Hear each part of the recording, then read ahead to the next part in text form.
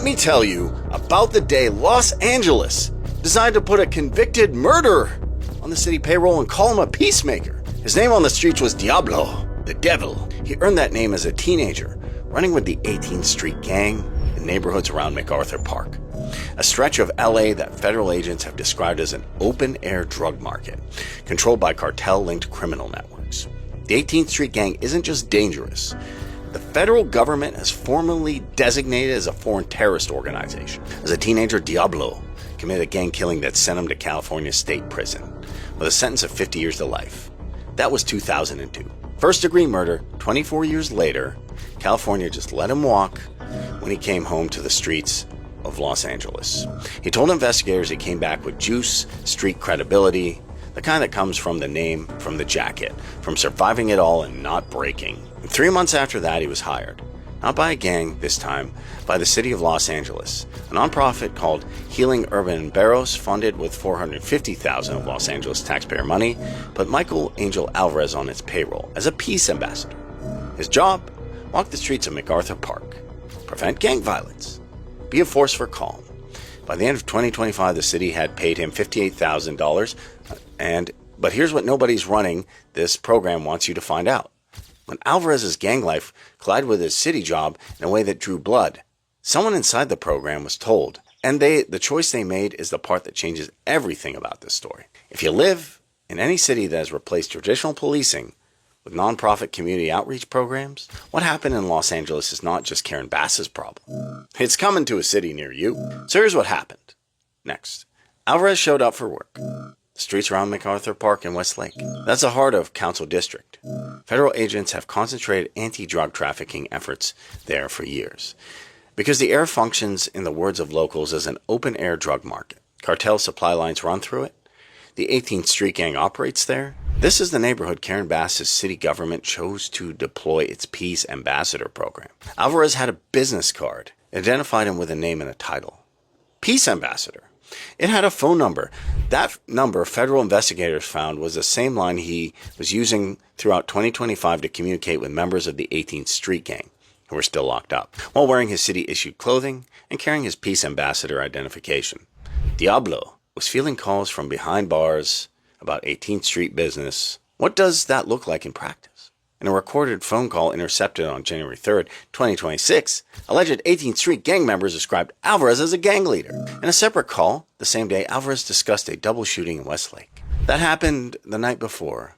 He told an inmate named Danger that the woman who died would drive the homies around the neighborhood, that she took a bullet meant for a gang member. 2 weeks later, calls were still coming into the number on the city business card from the prison. More 18th Street business coordinated through the phone number the city of Los Angeles put on his badge. And on March 3rd, 2026, Alvarez told an LAPD officer near MacArthur Park that the gang had cleaned house, beaten a member, and pushed him out for breaking gang rules. He said near his Peace Ambassador beat in the neighborhood, he was paid to pacify. Translate that, the man Los Angeles taxpayers were paying to prevent gang violence was, according to federal investigators, rising to a leadership position inside the gang causing it. He wasn't a reformed criminal who slipped. He was running operations from a city-issued phone number while cashing city-funded paychecks. $58,156. More than most Los Angeles earn in a year. But here's what you need to hold on to, because it matters for everything that comes next. He wasn't hired with a bad background. When real warning signs appeared, his gang life bled into his city job in a way that left a mark. Someone inside that program was told. And what they chose to do with that information is the piece of the story that people running it really did not want getting out. But that decision only makes sense once you understand the broader promise that created it. And who made it? Karen Bass ran for mayor in Los Angeles in 2022. On a clear promise. She looked at a city where smash and gang grab robberies were making national news, where tent cities lined the sidewalks of neighborhoods, where businesses were trying to survive. And she told voters she'd fix it. Her campaign website was explicit. 15,000 homelessness people by the end of year one. Dramatically reduced street homelessness and street encampments, and she won by 10 points. Then in May 2026, she sat for a CNN interview. The anchor asked her directly, "You promised to end street homelessness by 100% by 2026. It's only down 17.6%. How off are you? And she answered, I didn't realize it would be so hard. But if you re-elect me, I'll definitely get it right this time. 17.5% against a citywide homelessness population of more than 40,000 people. And while Bass was falling short on her promises, the safety model she was building ran exactly like the Peace Ambassador program. The city's $450,000 contract with Healing Urban Barrios described its own workforce staff consists primarily of people who have, quote, unique, personal, relatable, and unmatched experience with transitional gangs, the criminal justice and immigration systems. That's a design. People with gang experience working in gang-affected neighborhoods, in concept, not unreasonable. But that same contract included a termination clause. Explicit. If a peace ambassador is convicted of an act of moral turpitude, and the contract specifically names crimes involving weapons, the city may immediately end the contract. In April of 2025, Alvarez received exactly that conviction. Felony, weapons, possession, sentenced to 2 years, probation, and in 1 day jail. They did not terminate him. They kept paying him, and Alvarez was not even the first. 8 months before the FBI arrested him near MacArthur Park, a federal grand jury indicted Eugene Henley Jr., known as Street's the Big U, a longtime leader of the Rolling 60s Crips who had positioned himself as a community anti-gang activist. His nonprofit Developing Options was funded primarily through Karen Bass's mayor office via the Gang Reduction Youth Development Foundation. That nonprofit received $2.35 million in city funds between 2018 and 2023. The DOJ said it was used for a front for fraudulent purposes. He allegedly murdered an aspiring musician. He embezzled donations from NBA players and celebrities, meant to help at-risk youth and move the money into his own bank account. When the FBI arrested Alvarez on May 29th, First Assistant U.S. Attorney Bill Asel pointed out to the Big U and said, it's not the first instance of an active criminal being funded by Los Angeles taxpayers. Not the first. Not a vetting failure. This is a pattern. But not a pattern is even the worst thing here.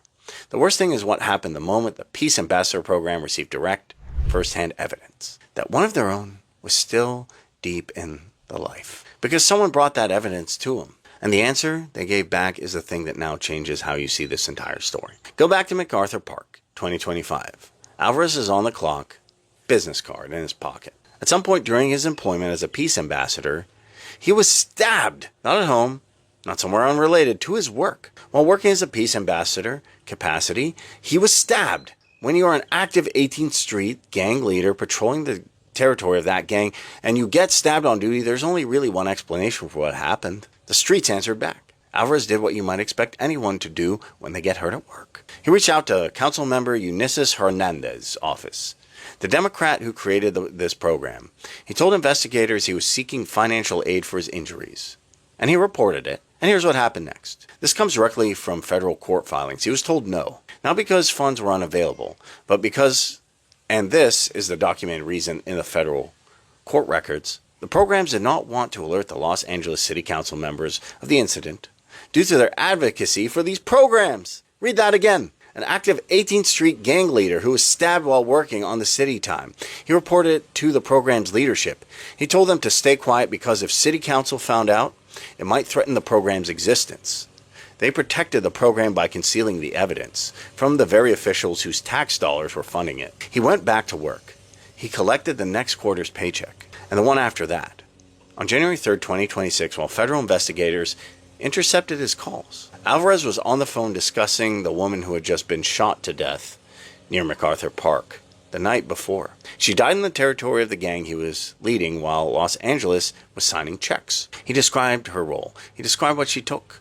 And then he went back to being a peace ambassador. So this is not a story about a bad hire. This is a story about a program that had direct evidence of ongoing gang leadership, a stabbing in city time in gang territory, and responded by telling the victim to keep his mouth shut to protect the program's funding. And through all of it, through the stabbing, through 2 arrests, through felony weapons conviction that the city's own contract said was grounds for immediate termination, Alvarez kept his salary. Someone was going to have to defend this eventually. And after the FBI showed up and found those military-grade body armor plates in Alvarez's trunk, someone did. Councilmember Eunices Hernandez, the Democrat who created the Peace Ambassador program, whose office was told about the stabbing and chose not to alert City Council, issued a public statement after the arrest.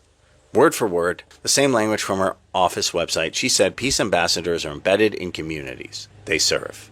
Their presence strengthens safety networks and ensures families have someone to turn to outside of law enforcement when facing non-emergency conflict or community stress. She defended the program. Her office also confirmed Alvarez had been removed from the program before May 29th announcement. They removed him quietly before the charges went public, and then defended the program publicly after they did. Connect the full picture. Karen Bass wins the election promising to fight crime and homelessness. Her administration funds nonprofits to deliver community safety. Those nonprofits hire people who lived experience in gang systems. One of them rises to leadership within the same gang and supposedly mediating. Another, Big U, runs a federal RICO enterprise.